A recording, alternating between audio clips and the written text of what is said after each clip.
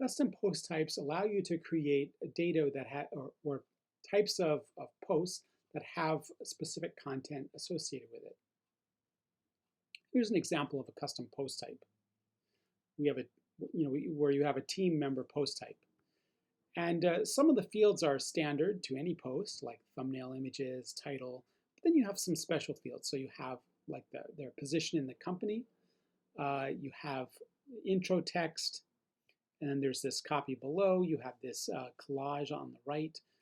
There was other stuff on this page as well. So it had like blog entries assigned to different team members, and it had projects that they worked on.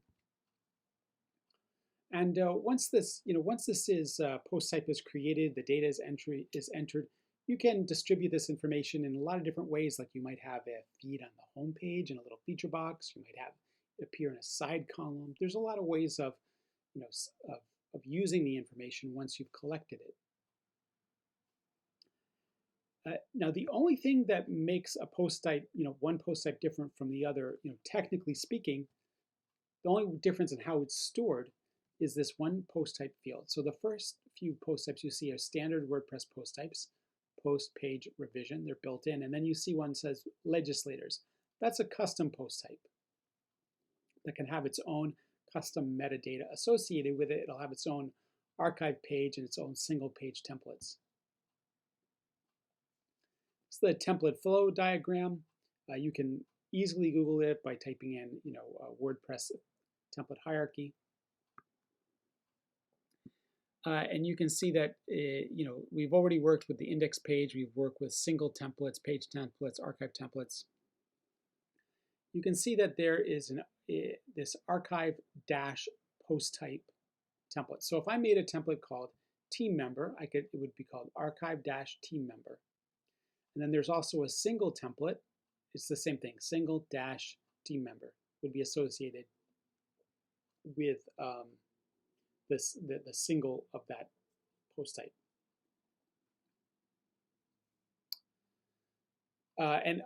Once you create this, you create the template with a specific name. All the data is going to flow into it with a standard loop, just like you did for the blog post. It's going to be all the data is automatically going to flow into it. You don't have to do anything else special to it. Now you can add additional information to a post type, like the position title and things like that. It is by using a meta field. Now ACF, which stands for Advanced Custom Fields, is a plugin that allows you to use those meta fields, but with a lot of different administrative options. Like you can have it collect data in checkboxes, selects, maps, any manner of input, really.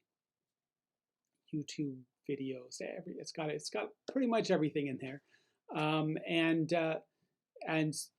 so this allows you to make a nice administrative display. It also has tab features and things like that. Like here's a tab, so you can make it look really nice. It's really fast and really easy.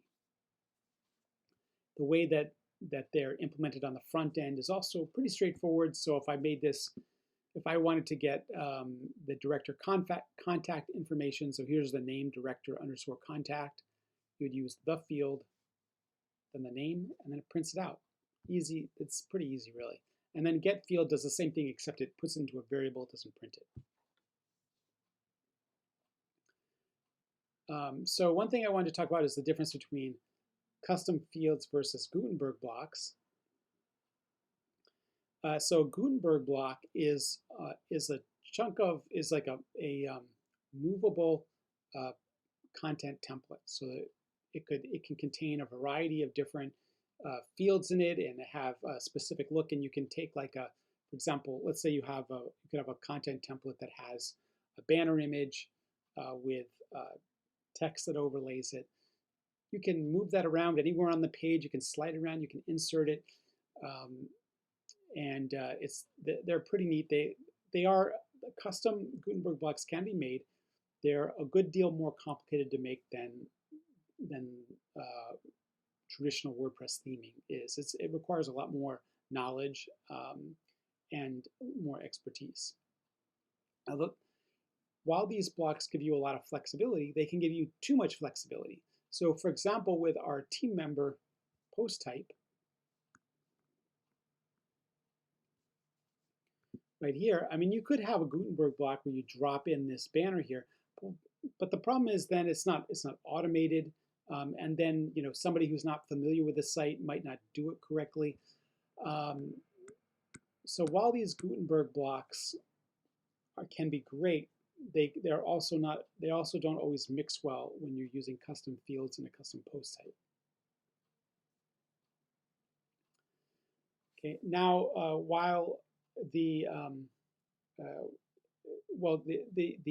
custom post types will flow just naturally through a template that's been named appropriately, there might be times where you want to use that custom post type outside of that area. So for example, you want to have a feature image like I was mentioning before. You want to have a feature area on a home page and you want to feed data into it.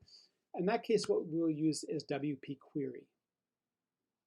Now WordPress is powered by a database, and you could access that database like you can access any database. You could write a PHP, you can open a connection to the database with PHP, you can write in a query and you can query data, though I wouldn't advise that you do it that way.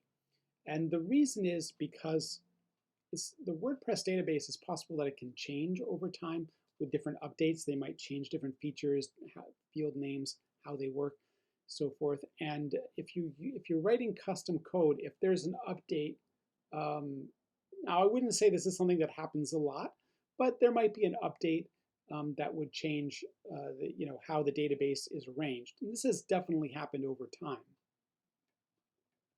And so if you're writing your own queries, then if there is a change, the query would break. Whereas if you use WP Query, it's going to take into account any changes to the database that have been made during updates. So this is a better way to make queries within WordPress.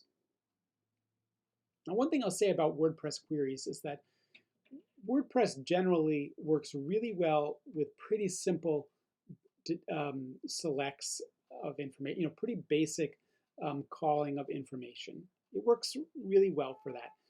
It doesn't work so great if you have to do sophisticated, joining of tables and that type of thing. So if you ever need to do something more complex, then that would be a case where you would create your own tables and create your own custom queries.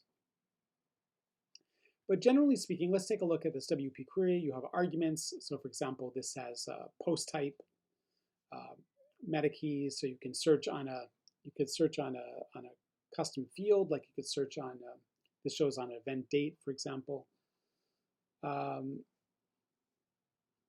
And then the implementation looks very similar to the loop that you should be familiar with already at this point. Okay, now I'm going to move on in the next set of videos to a step-by-step, of the assignment.